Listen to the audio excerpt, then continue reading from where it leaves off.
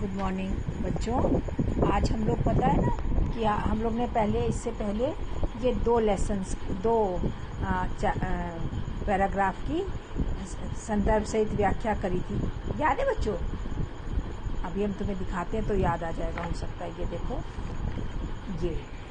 ये इसका संदर्भ लिखवाया था प्रस्तुत पंक्तियों में हमारी हिंदी पाठ्य पुस्तक कलरव भाग 5 में कविता चेतक की वीरता से ली गई है। इसके कवि श्याम नारायण पंडित हैं, जिसमें कवि ने राणा प्रताप के परम प्रिय घोड़े चेतक की वीरता की व्याख्या की है और फिर इसका वो बताया था।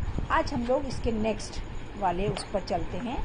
ये वाली का ये दो लेंगे पहले। जो पहले पढ़ रहे हैं सुनना, उसका अर्थ फिर उसके बाद बताएंगे। ठीक है बच्चों? जो तनिक हवा से बाग हिली लेकर सवार उड़ जाता था, राणा प्रताप की पुतली फिरी नहीं, तब तक चेतक मुड़ जाता था। कौशल दिखलाया चालों में, उड़ गया भयानक भालों में, निर्भीक गया वह ढालों में, सरपट दौड़ा करवालों में। है ना बच्चों? तो अब हम लोग इसका यहाँ पे देखेंगे, इसका क्या है, इसको लिखना है। आपको समझ में आ रहा है? पहले वाला लिखा है, लिख के कुछ बच्चों ने दिखाया और बाकी बच्चों ने नहीं दिखाया। इसको लिखिए। मैं मेहनत से करके आपको लिखती हूँ, मैं बोलती भी नहीं हूँ कि मैं बोल दूँ तो आप लोग लिखें, ऐसा नहीं है। मैं लिख के आपको दिखाती हूँ कि बच्चों जब भी वीडियो खोलो तो तुम अच्छे से उसको देख के लिख सको। अब प्रसंग तो वही है, क्योंकि भाई कविता भी वही है, पाठ भी वही है, कवि भी वही है, तो और राणा प्रताप का घोड़ा भी वही है। तो प्रसंग तो आप पहले वाले का लिखिएगा और व्याख्या आप बदल गई है ना, पैराग्राफ बदल गया। पहले ये दोनों पैराग्राफ का था तो इसका अर्थ दूसरा था, अब ये दोनों पैराग्राफ का है तो इसका अर्थ दूसरा है। देखें इसका क्या अर्थ है बच्चों। यदि यहाँ पे है, यदि हवा से लगाम हिल जाता, है ना, जैसे घोड़ा दौड़ है और हवा से लगाम हिल जाता, तो फुर्तीला चेतक अपने आप राजा जो सवार, मतलब राजा सवार होता था ना चेतक पे, और कोई नहीं बैठ सकता था, सिर्फ राजा ही बैठ सकता था, को लेकर तीव्रता से दौड़ने लगता था। क्या करने लगता था? जैसे जैसे चल रहा है और हवा से लगाम हिल गई तो उसको ये नहीं रहता था कि ये राजा ने हिलाया, वो अपने आप दौड़ने लगता था। और कैसे दौड़ता था? तीव्रता से, तेज दौड़ने लगता था। राणा प्रताप का इशारा समझने में क्षण भर भी देर न लगाता था। और जैसे बच्चों जानवरों को कैसे इशारा करते हैं, आपने देखा होगा अक्सर, जो उनके नाक में रस्सी या कोई चीज लगाम लगाते हैं, उसी से ही, जैसे इस तरफ लगाम खींचेंगे तो इस तरफ जाएगा, उस तरफ की लगाम खींचेंगे तो उस तरफ जाएगा। तो राणा प्रताप जैसे ही इशारा करते थे, उसको तुरंत समझ जाता था कि वो क्या करता है। यदि इशारे में देर होती तो वह स्वयं तेजी से मुड़ जाता।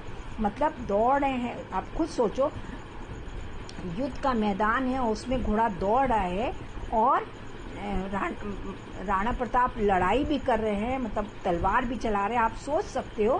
तो क्या करता था? तेजी से, क्षण भर भी उसको देर नहीं लगती थी और इशारे को समझ जाता था। अगर वो इशारा नहीं भी करते थे तब भी वो तेजी से मुड़ जाता था। मतलब जहाँ शत्रु होते थे वहां से थोड़ा सा आगे पीछे हो जाता। ऐसा नहीं होता है कि वो शत्रु राजा को कुछ हानि पहुंचा सके। युद्ध के मैदान में उसका कौशल आश्चर्यजनक था। मतलब युद्ध में जो दौड़ रहा था इधर से उधर शत्रुओं के बीच में, वो एकदम आश्चर्यजनक था। एकदम निर्भीक होकर, निडर होकर, निर्भीक मतलब निडर होकर वह भालों, तलवारों, ढालों के बीच में घुस जाता था। देखो यही ऐसे ही लेख था। ये देखो, कौशल दिखलाया चालों में, उड़ गया भयानक भालों में, निर्भीक गया ढालों में, सरपट दौड़ा करवालों में।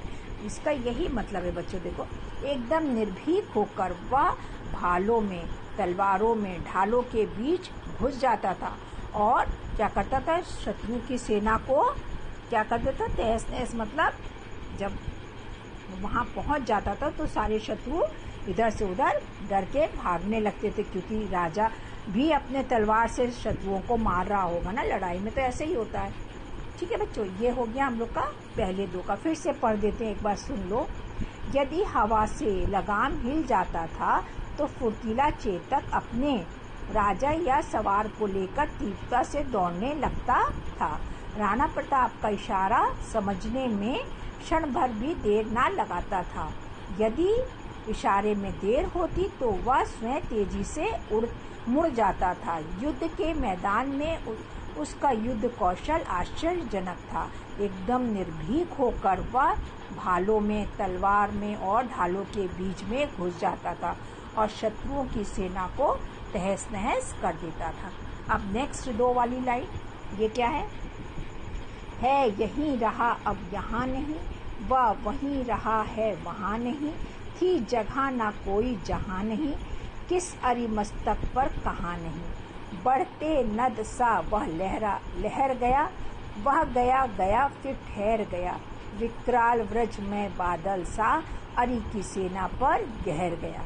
अब इसका देखते हैं, इसका क्या है बच्चों। वैसी प्रसंग तो वही होगा, वही कविता है, वही राइटर है, वही कवि है, तो व्याख्या बदली। युद्ध के मैदान में चेतक की फुर्ती आश्चर्यचकित कर देने वाली थी। वह एक पल में यहाँ दिखता, अगले ही पल में कहीं और। कोई ऐसी जगह न थी जहाँ शत्रु की सेना ने शत्रुओं के सिर, मतलब वो देखो अरिमस्तक लिखा था ना बच्चों, अरिमस्तक, तो अरिमस्तक शत्रुओं के सिर या शत्रुओं के बीच में आतंक ना मचाए, मतलब शत्रुओं के बीच में वो गया ना हो और सबको क्या करा, तहस नहस, जैसे हमने बताया, मचाया। वह नदी के जैसे लहराता हुआ, जैसे नदी लहराती है बच्चों, लहर मतलब बहती है, लहराना मतलब बहती है, एकदम तेजी से बहती है, आगे बहती है।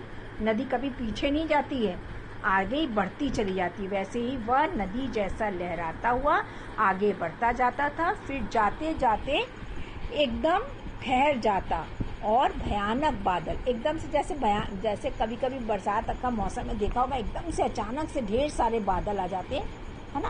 तो ऐसे ही क्या दौड़ रहा है, दौड़ता दौड़ता एकदम से ठहर जाता और भयानक बादलों की तरह वह शत्रुओं की सेना पर टूट पड़ता था। क्या करता था वो, शत्रुओं की सेना पर टूट पड़ता, मतलब वो अपने महाराजा को वहां तक पहुंचा देता और महाराजा क्या है, अपनी तलवारों से क्या करते, सब शत्रुओं को मारते। और ये क्योंकि घोड़ा था तो ये भी कुचलता जाता होगा ना, कोई आ जाता होगा सामने शत्रु, तो क्या है, अरिमस्तक पे, अरिमस्तक मतलब शत्रुओं के सिर पर पैर रख देता था। कहने का ये मतलब बड़ी वीरता से वो लड़ता था। फिर भाला गिर गया। अब ये लास्ट का एक बचा बच्चों, देखो, भाला गिर गया, गिरा निशंग। भाला तो पता, निशंग का बताया था ना, जिसमें तीर रखते हैं।